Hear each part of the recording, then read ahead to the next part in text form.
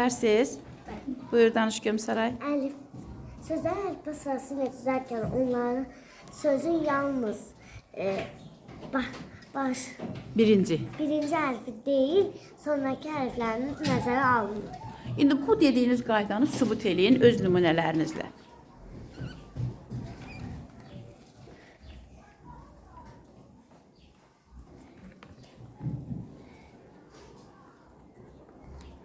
Bunu yaz. Aha, ne yazmısan? Aylin. Aysın. Aha. Şimdi aynen eynikler. Bunlardan nəzərə alınır. Aha. Yığla da eynikdir bunlardan. Aha. Ama lığla sı fərqlidir. Sıdan qabaq tələffüz olunduğuna, Tələffüz olunduğuna görə yoxsa əlifbada qabaq olduğuna görə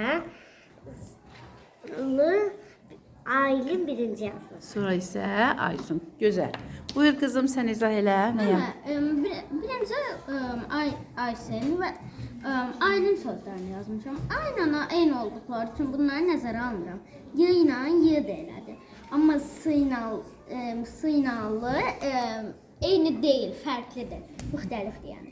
Birinci əlifba sırasında birinci S yox, birinci L gəlir. Ona görə birinci Aylin olacaq, sonra Ayşe. Əla, təşəkkür edirəm.